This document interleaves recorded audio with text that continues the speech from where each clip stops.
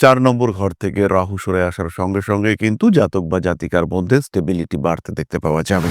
দেবগুরু বৃহস্পতির দৃষ্টি যে আপনার উপরে পড়তে চলেছে ১৪ই মের পর থেকে, এই দৃষ্টিকে 100% ইউটিলাইজ করার চেষ্টা এইটা ধনুকে করতে হবে।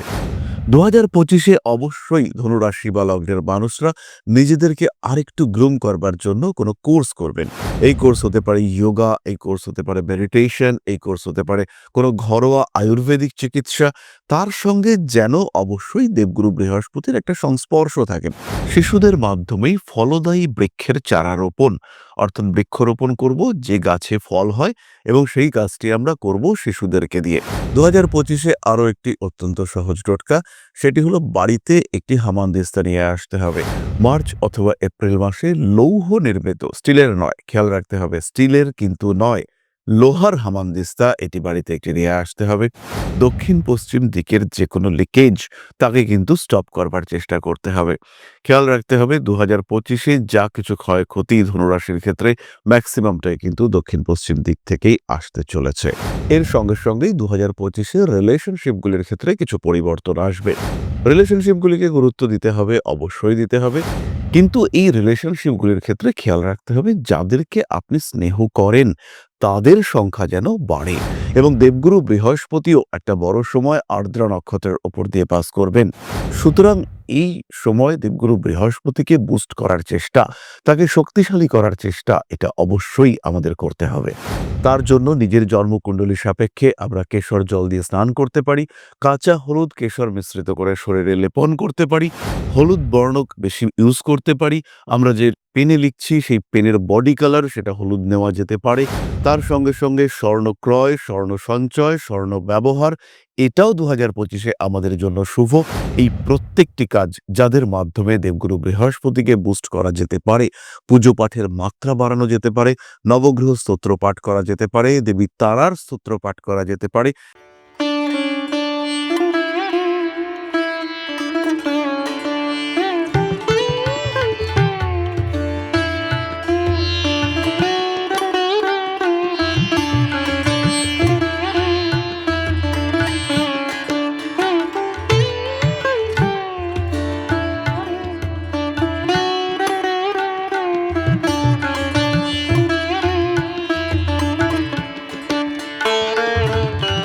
নমস্কার, ঋষিবাণী ইনস্টিটিউট অব বেদিক অ্যাস্ট্রোলজির পক্ষ থেকে স্বাগত জানাই আজকের জ্যোতিষ আলোচনায়। আমি শান্তনু আপনাদের সঙ্গে। আলোচ্য বিষয় ২০২৫ এবং ধনুরাশি। ধনুরাশি বা লগ্নের জাতক বা জাতিকাদের জীবনে পরিবর্তন আসছেই, এটা আমরা ইতিমধ্যেই জেনেছি। সেটি সাংসারিক জীবনে হতে পারে, সেটি কর্মক্ষেত্রে হতে পারে, তার সঙ্গে সঙ্গে সেটি নিজের শরীর স্বাস্থ্য এবং ব্যক্তিত্বের ক্ষেত্রেও হতে পারে। ২০২৫-এর একটা বড় অংশ ধরে ধনুর উপরে অধিপতি দেবগুরু বৃহস্পতির দৃষ্টি থাকছে। ফলে ধনু কিন্তু নিজের উন্নতি করতে পারছেন।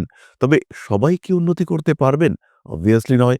কারোর ক্ষেত্রে এই মুহূর্তে রাহুর দশা চলছে, কারোর ক্ষেত্রে এই সময় শনির অন্তর্দশা চলছে এবং শনি তার ক্ষেত্রে দুস্থানে অবস্থান করে রয়েছেন। আবার একই সঙ্গে চতুর্থ ভাব, অর্থাৎ যাকে আমরা বলে থাকি হাউস অফ স্টেবিলিটি, সেই ঘর থেকে কিন্তু রাহু সরে আসছে। ৪ নম্বর ঘর থেকে রাহু সরে আসার সঙ্গে সঙ্গে কিন্তু জাতক বা জাতিকার মধ্যে স্টেবিলিটি বাড়তে দেখতে পাওয়া যাবে। আবার রাহু সরে আসার ঠিক আগেই শনি কিন্তু চতুর্থভাবে প্রবেশ করছেন। ফলে শনির দশম দৃষ্টি সেটা কিন্তু ধনুর উপরে পড়ছে। ফলে পরিবর্তন আসছেই। কিন্তু শনি যদি আপনার অষ্টক বর্গ কুণ্ডলিতে মীন রাশিতে প্রপার পয়েন্ট না পেয়ে থাকেন, সেই ক্ষেত্রে শনির এই সঞ্চার কিন্তু খুব একটা পজিটিভ হচ্ছে না। তার সঙ্গে সঙ্গে বছরের প্রথম ৫ মাস কেতু আপনার দশমে থাকছে এবং পরবর্তী ৭ মাস মে মাসের পর থেকে কেতু অবস্থান করছে আপনার ৯ নম্বর ঘরে। ফলে কর্ম নিয়ে একটা প্রশ্নবোধক চিহ্ন কিন্তু থেকেই যাচ্ছে এবং এই প্রশ্নবোধক চিহ্নের উত্তর সেটা কারোর ক্ষেত্রে পজিটিভ, ভীষণ পজিটিভ, আবার কারোর ক্ষেত্রে বেশ কিছুটা নেগেটিভ, সেটাও হতে পারে। যাই হোক না কেন, পরিবর্তনকে যদি আমরা পজিটিভ করতে চাই, পরিবর্তনকে যদি আমরা বেনিফিশিয়াল করতে চাই, পরিবর্তনের মাধ্যমে যদি আমরা আমাদের উন্নতি নিয়ে আসতে চাই, সেই ক্ষেত্রে খুব সহজভাবেই জীবনে কিছু অভ্যাসগত পরিবর্তন সেটাও করতে হবে। এবং এই অভ্যাসগত পরিবর্তন খুঁজে বার করবার জন্যই আমাদের আজকের এই ভিডিও।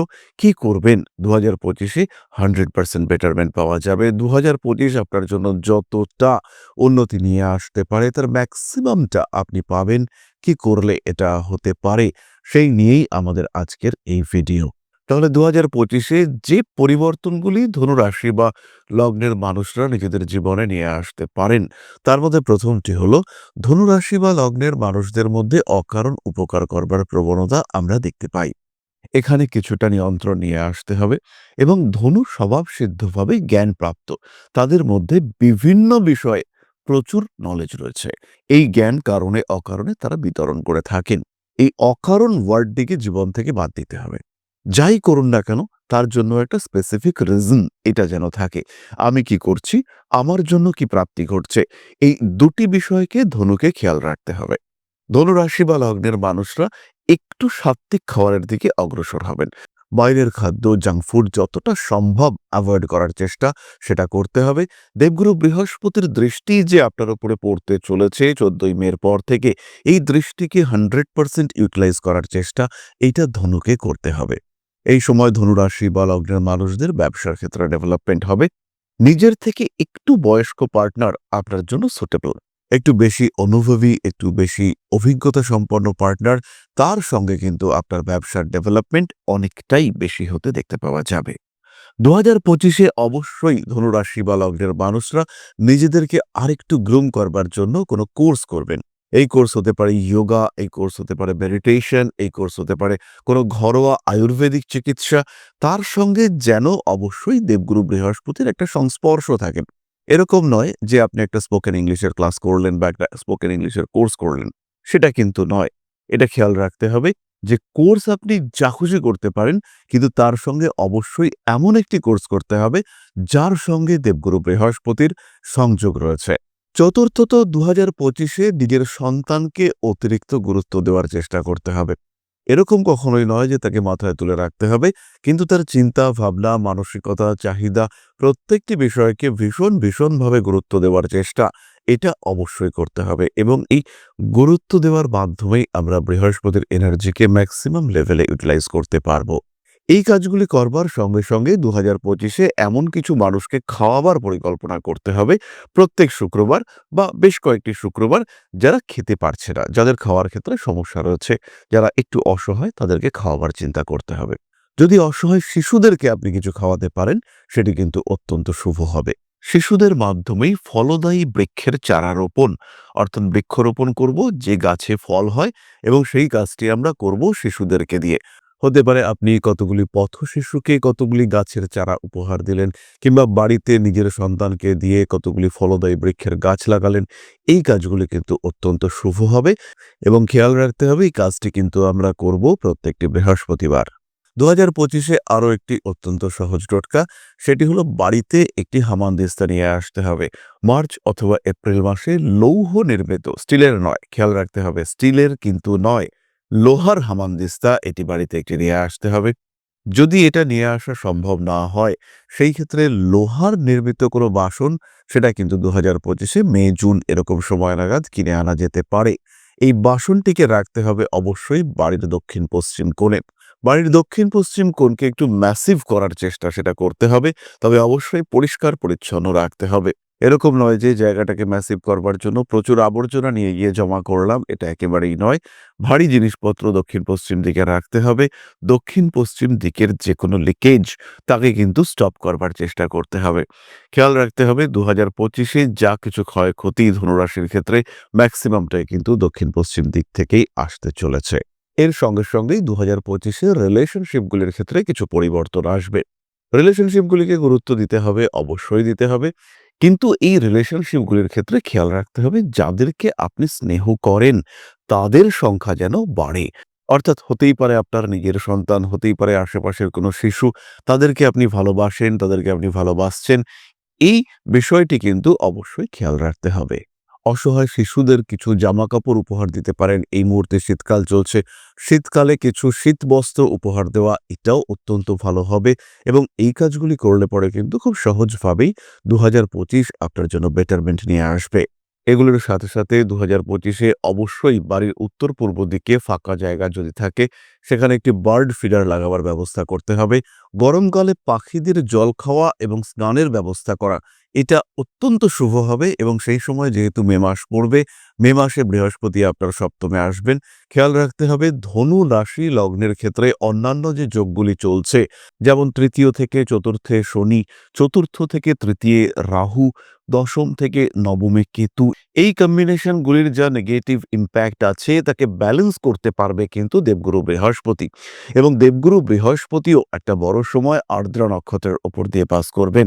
সুতরাং এই সময় দেবগুরু বৃহস্পতিকে বুস্ট করার চেষ্টা, তাকে শক্তিশালী করার চেষ্টা এটা অবশ্যই আমাদের করতে হবে।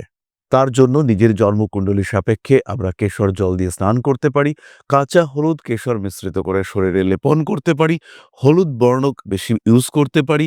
আমরা যে পেনে লিখছি সেই পেনের বডি কালার সেটা হলুদ নেওয়া যেতে পারে। তার সঙ্গে সঙ্গে স্বর্ণ ক্রয়, স্বর্ণ সঞ্চয়, স্বর্ণ ব্যবহার এটাও 2025-এ আমাদের জন্য শুভ। এই প্রত্যেকটি কাজ যাদের মাধ্যমে দেবগুরু বৃহস্পতিকে বুস্ট করা যেতে পারে, পুজো পাঠের মাত্রা বাড়ানো যেতে পারে, নবগ্রহ স্তোত্র পাঠ করা যেতে পারে, দেবী তারার স্তোত্র পাঠ করা যেতে পারে, এই প্রত্যেকটি কাজ কিন্তু দেবগুরু বৃহস্পতিকে বুস্ট করবে এবং আমাদের জীবনের পজিটিভিটি আরেকটু বাড়িয়ে তোলার চেষ্টা করবে। যাদের জন্মকুণ্ডলিতে দেবগুরু বৃহস্পতি শুভ এবং বলবান অবস্থায় রয়েছেন, ধনুরাশি বা লগ্নের মানুষ অবশ্যই পোখরাজ, টোপাজ ইত্যাদি ধারণ করতে পারেন এবং এইগুলি ধারণের ফলে আপনার কিন্তু পজিটিভিটি অনেক অনেক বাড়তে দেখতে পাওয়া যাবে।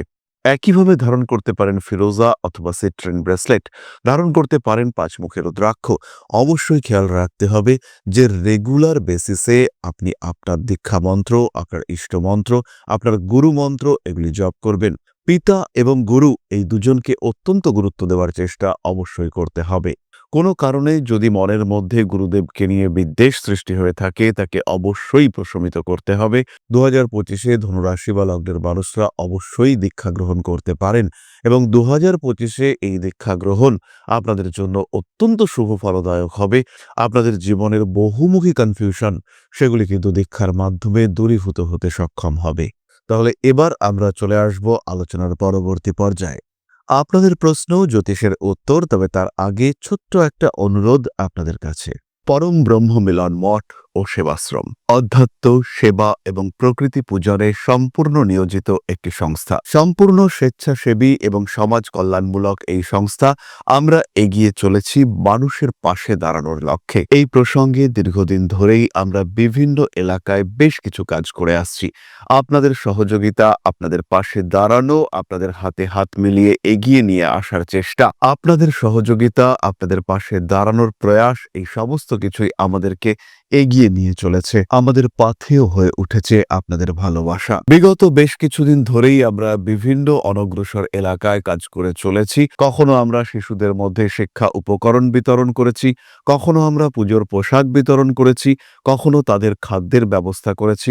আমরা কন্টিনিউয়াসলি তাদের পড়াশুনোর জন্য 2টি ফ্রি কোচিং সেন্টার শুরু করেছি। তাদের মধ্যে ক্রিয়েটিভ অ্যাক্টিভিটিগুলিকে জাগ্রত করবার জন্য সম্পূর্ণ বিনামূল্য একটি নৃত্য শিক্ষা প্রশিক্ষণের ব্যবস্থা সেটা আমরা করতে সক্ষম হয়েছি এবং এই প্রত্যেকটি পদক্ষেপেই আমরা পেয়েছি আপনাদের সঙ্গ, আমরা পেয়েছি আপনাদের সহযোগিতা, আমরা পেয়েছি আপনাদের ভালোবাসা। আমরা শীতকালে কম্বল বিতরণ করেছি, আমরা মায়েদের মধ্যে খাদ্য উপকরণ, পুষ্টি উপকরণ বিতরণ করেছি, আমরা বিতরণ করেছি ডেঙ্গুর সময় প্রচুর মশারি। এই প্রত্যেকটি কাজেই আপনারা ছিলেন আমাদের পাশে। বর্তমানে মানুষের ভালোবাসায় আমরা ধীরে ধীরে আরেকটু বড় হয়ে উঠছি। এই অবস্থায় বর্তমান পরিস্থিতিতে এই কাজগুলিকে আরো এগিয়ে নিয়ে যাওয়ার জন্য, সুষ্ঠুভাবে করবার জন্য প্রয়োজন একটি পরিকাঠামো। তাই আমরা চিন্তা ভাবনা করছি একটি আশ্রম ফরমেশনের এবং এর জন্য প্রয়োজন জমি, এর জন্য প্রয়োজন পরিকাঠামো। তাই যারা আমাদের সাবস্ক্রাইবার রয়েছেন, যারা আমাদের ভিউয়ার রয়েছেন, যারা আমাদের ফলোয়ার রয়েছেন, যারা আমাদেরকে ভালোবাসেন, যারা আমাদের পাশে থাকেন, প্রত্যেকটি সহানুভূতিশীল মানুষের কাছে আমাদের অনুরোধ, সাধ্যমতো সামান্য পরিমাণে আপনারা এগিয়ে আসুন। বিন্দু বিন্দুতে সম্পূর্ণ হবে সিন্ধুর গঠন, তৈরি হবে পরম ব্রহ্মমিলন মঠ ও সেবাশ্রমের পরিকাঠামো। তাই যারা বিভিন্ন সময় বিভিন্ন অবস্থায় মানুষের পাশে গিয়ে দাঁড়ান, যারা প্রকৃতিকে ভালোবাসেন, যারা জীবনকে এগিয়ে নিয়ে যাওয়ার পথে অন্যকে সাহায্য করতে পছন্দ করেন, সেই রকম প্রত্যেকটি মানুষের কাছে আমাদের সাধারণ অনুরোধ, আমাদের এই মহৎ উদ্দেশ্যকে সফল করে তুলবার জন্য যতটুকু সম্ভব, যতটুকু সাধ্য অবশ্যই এগিয়ে আসুন, বাড়িয়ে দিন সামান্য সহযোগিতার হাত। অধ্যাত্ম, সেবা এবং প্রকৃতি পূজনের এই মহান কর্মে, মহান ব্রতে ব্রতী হয়েছি আমরা। আমাদের সঙ্গে হাতে হাত মিলিয়ে আপনারাও যতটুকু সম্ভব এগিয়ে আসুন। সবার প্রচেষ্টায় এই বিরাট কর্মযজ্ঞ সাফল্যমণ্ডিত হবে। সবাইকে জানাই অগ্রিম ধন্যবাদ। আমরা জানি আপনাদের সহযোগিতা আমরা পাবো। বেশ কিছুদিন ধরেই বহু মানুষ আমাদেরকে সাহায্য করে চলেছেন, কারণ আমাদের ইন্ডিভিজুয়াল সামর্থ্য অতি ক্ষুদ্র, তার মাধ্যমে এই মহৎ কার্যগুলিকে সম্পূর্ণ করা সম্ভব নয়। তাই প্রত্যেকের ছোট্ট ছোট্ট সহযোগিতার হাত আমাদেরকে এগিয়ে নিয়ে চলেছে। আমরা এগিয়ে চলেছি সাফল্যের লক্ষ্যে। আপনাদের ভালোবাসা এভাবেই আমাদের পাশে থাক, আমরা সফল হবই। তাহলে এবার আমরা চলে আসি আলোচনার পরবর্তী পর্যায়ে। আপনার প্রশ্ন, জ্যোতিষের উত্তর। প্রশ্ন করেছেন অনির্বাণ দত্ত, 12/8/2017, সময় 1:17 PM, বনগা। ওর জীবনযাত্রা এবং পড়াশুনো কেমন হবে?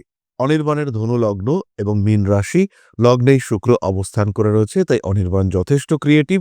পড়াশুনোর ক্ষেত্রটিও যথেষ্ট ভালো, কনসেন্ট্রেশনের অভাব রয়েছে। তার সঙ্গে সঙ্গে একটু বয়স বাড়ার সঙ্গে সঙ্গে আলস্য বৃদ্ধির একটা সম্ভাবনা, সেটাও কিন্তু অনির্বাণের ক্ষেত্রে বাড়তে দেখতে পাওয়া যাবে। 23-24 বছর বয়সের পর থেকে অনির্বাণের পরিশ্রম প্রবণতা অনেকটাই বাড়তে দেখতে পাওয়া যাবে। অ্যাডমিনিস্ট্রেটিভ কোনো চাকরি কিংবা আইন সংক্রান্ত কোনো চাকরি অনির্বাণের জন্য শুভ। তারই সঙ্গে সঙ্গে কম্পিউটার, টেকনোলজি ইত্যাদি বিষয়েও কিন্তু অনির্বাণের যথেষ্ট জ্ঞান থাকবে। 7 বছর থেকে 9 বছর বয়সের মধ্যে সামান্য অপারেশনের সম্ভাবনা দেখতে পাওয়া যায়, তবে এই অপারেশন কোনোভাবেই দুশ্চিন্তাযোগ্য নয়। খুবই সাধারণ, খুবই সামান্য কোনো সমস্যার কারণে এটি হতে পারে, যেটি নিয়ে দুশ্চিন্তা করবার কোনো কারণই থাকছে না। তাহলে আজকের আলোচনা আমরা আর দীর্ঘায়িত করব না। সবাই সুস্থ থাকুন, ভালো থাকুন। মা শ্রী শ্রী আদিশক্তির আশীর্বাদে আরো আরো আরো সমৃদ্ধ হয়ে উঠুক আমাদের প্রত্যেকের জীবন। জয় মা আদিশক্তি। নমস্কার।